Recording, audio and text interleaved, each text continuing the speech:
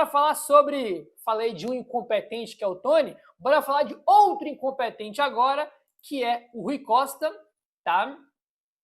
E também o Assis. Bom, segundo o UOL, o Assis vê o pedido de afastamento pela Comissão de Ética como manobra política para pressionar o Rui Costa. Não há nenhuma movimentação por troca do futebol. O diretor vai seguir à frente do departamento e comandando aí as buscas por reforços na janela do meio do ano. Então, mesmo aí com pressão política, até comentamos em vídeos anteriores, né, que aliados políticos do Assis estão pressionando o Assis para demitir o Rui, né, porque eles entendem que o Rui ficar é ruim até para eles, visando a eleição que vai ter no final do ano.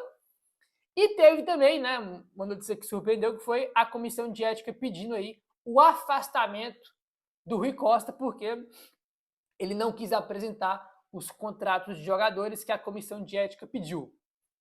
Tá investigando lá, né, sobre uma investigação sobre gestão temerária, para falar um português claro, né, sobre o gasto absurdo que foi feito no futebol em 2025, e nessa investigação tem que ter os contratos de jogadores e o Rui Costa se negou a entregar. Então, por isso que teve aí o pedido de afastamento. Então, vamos ver o que vai acontecer. Segundo o UOL, a princípio, o Assis não vai demitir.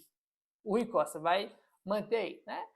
É complicado, né, rapaziada? É um absurdo depois de tudo que esses caras fizeram. O Rui Costa tá indo, né? Ele que foi lá contratar o Dorival, ele que vai buscar reforços pro São Paulo, ele que negocia, ele que vai vender jogadores no meio do ano. Ele tem o direito de fazer tudo isso depois dos absurdos que ele cometeu esse ano no futebol. É inacreditável esse cara estar à frente do São Paulo. Ele manda no futebol do São Paulo, né? Ele decide se vende ou não, quem vende, quem não vende, quem contrata, quem não contrata, né? É bizarro, mano. É bizarro, e mais incompetente que ele é o Assis, que é o presidente, que tem a caneta para demitir o Rui e não demite. Né? Os dois aí destruíram a temporada do São Paulo, né, em todos os aspectos, né, cara? Tecnicamente, fisicamente também, né? Mudando toda hora a preparação física do time, destruíram a temporada do São Paulo, e os caras estão lá como se nada tivesse acontecido. Os dois lá seguem, e a princípio o Assis não vai demitir o Rui Costa, né? Rui Costa, simplesmente bizarro o que acontece com o São Paulo, né? O time tá definhando aí fisicamente, eliminado da Copa do Brasil, cada vez pior no Brasileiro, né? Aí, e isso não é por acaso, foi simplesmente aí por razões aí das atitudes da diretoria de São Paulo, não. O time despencando a tabela, eliminação vergonhosa para o time da Série B, nada aí além do esperado, depois de tudo que a diretoria fez no futebol esse ano. Bom, bora falar aí sobre Robert Arboleda. Segundo o Globoesporte.com, o São Paulo tem encontrado dificuldades para negociar o Arboleda. Apesar da convicção de que o zagueiro não tem clima para permanecer no São Paulo, a diretoria não quer fortalecer um adversário direto do Brasileirão. Além disso, o próprio jogador também apresentou alguns obstáculos e chegou a recusar algumas sondagens recebidas pela diretoria do São Paulo. Tá? Então a gente tem essa questão ainda, porque acho que agora está mais claro que ele não vai jogar pelo São Paulo, apesar que a diretoria de São Paulo, eu sempre vou lembrar isso, a diretoria tinha a ideia e iria reintegrar o Arboleda, depois da repercussão absurda que teve, eles deram um passo para trás, porque não iriam comprar a briga com a torcida depois da briga que eles compraram com a torcida pelo Roger Machado. Então, eles não iam comprar uma segunda briga com a torcida com o Arboleda. Aí tem essas duas situações, porque ele tá ali treinando separado, não vai jogar. Aí, beleza. Pelo lado do São Paulo, o São Paulo não quer reforçar nenhum adversário, porque, assim, independente de qualquer coisa, o Arboleda, na minha opinião, muito bom zagueiro, né? E apesar dos problemas extra-campo que ele tem, quando ele está em campo, ele consegue entregar, tá? Ele é um jogador super útil aí, tem capacidade de ser titular importante aí, e muitos times do Brasil. Na grande maioria ele teria, né? Talvez no Flamengo, no Palmeiras, mas na grande maioria ele teria espaço aí para ser um jogador importante, titular aí, mesmo também sendo um jogador de 33, 34 anos. Aí aquela coisa, São Paulo, não quero ele, tenho que negociar, mas não quero negociar com um adversário aí, direto no Brasileiro, para não reforçar no time. Pelo lado do Arboleda, ele também está recusando algumas sondagens, né? Alguns times chegam, né? E o Arboleda, não, esse aqui não quer, esse aqui não quer. Então, tem essa questão dos dois lados, né? Os dois aí colocam empecilhos para negociar, tanto o Arboleda quanto o São Paulo aí.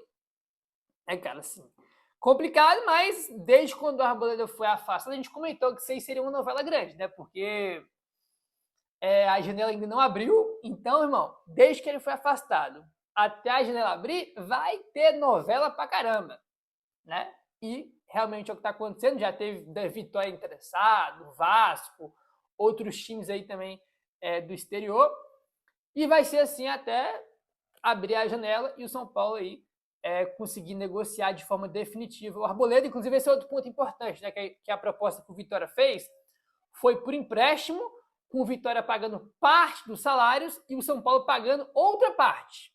Inclusive, esse é outro ponto. São Paulo não vai negociar ele por empréstimo. São Paulo quer negociar ele de forma definitiva, para ele ir embora e não voltar mais. Né? Então, isso aí é outro obstáculo que tem. Né? A proposta que chegou, o São Paulo não gostou do modelo e não vai negociar nesses moldes de empréstimo, porque não quer emprestar. Só venda aí, né? Ou uma troca, né? Uma negociação que o tire do São Paulo de forma definitiva e não volte mais. Então, vamos aguardar isso nos próximos capítulos da novela Robert Arboleda, que eu acho que já posso colocar como uma novela. Acho que já posso colocar assim, né?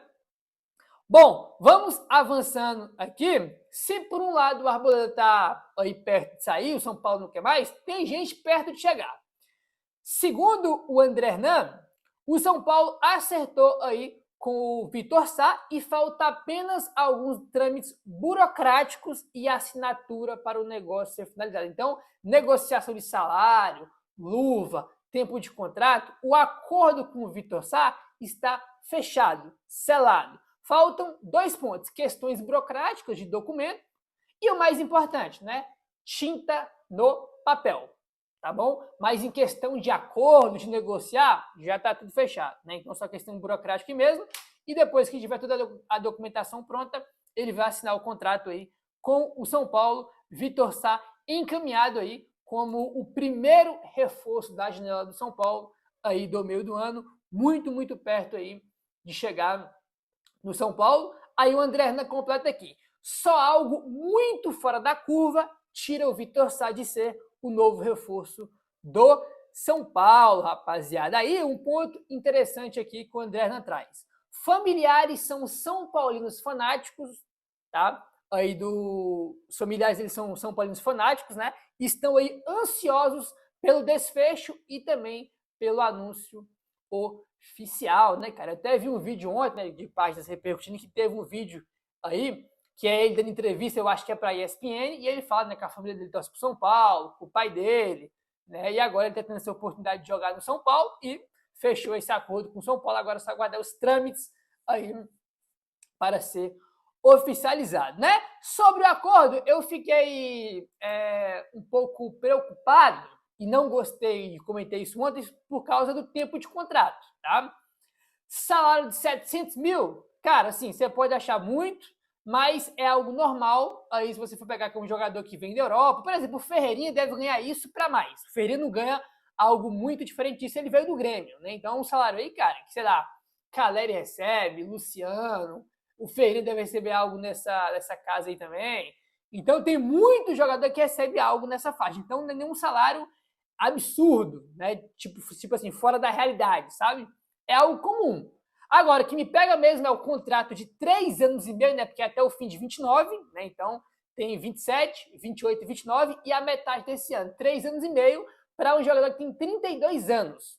Ele vai estar com 35 em 2029, quando for o último ano de contrato aí dele com São Paulo, né? E as luvas também, como o André não traz, é 2,3 milhões de luvas, tá? Então ele vai ter ali o salário dele de carteira, direito de imagem ali, que a gente já conhece, e vai ter as luvas diluídas ao longo do contrato. Então, no total, ele vai receber bem mais que 700, que vai ter as luvas também, que eu achei também bem caro, tá?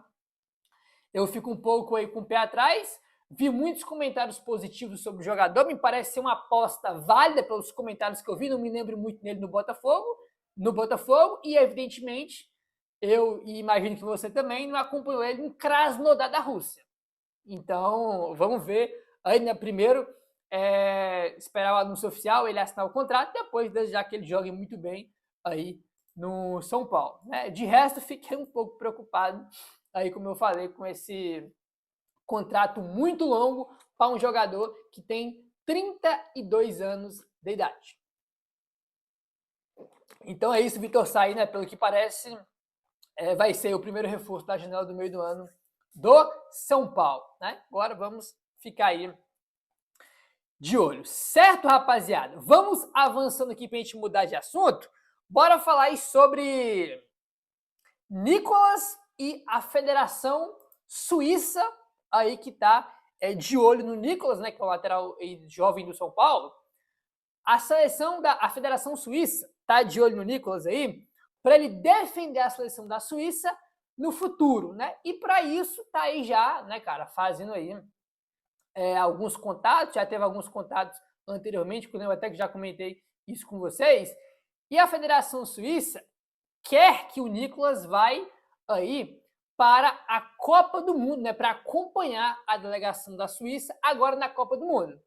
Só que isso aí vai ter um conflito porque ele vai estar jogando na base, né? Os garotos aí do São Paulo, do time de cima, do time de profissional, vai descer para a base para jogar aí, né? O Lucas vai jogar no Brasileirão, Paulistão, né, com os campeonatos aí com o Sub-20 está disputando, e o Nicolas a mesma coisa, tá bom? Informação que trouxe aqui a ESPN, ó. A Federação Suíça de Futebol deu mais um passo na tratativa de garantir o futuro internacional de Nicolas, lateral esquerdo de apenas 19 anos de idade, que integra o elenco profissional do São Paulo. Ele foi convidado para acompanhar a delegação suíça e assistir os jogos da seleção durante a Copa do Mundo de 2026. Segundo a apurou a ESPN, esse convite faz parte de uma estratégia da entidade para estreitar laços com o jogador, considerando um atleta elegível para defender a Suíça, aí, né, já que ele tem dupla nacionalidade, tá bom? Além da cidadania suíça, ele tem aí também a espanhola, tá bom?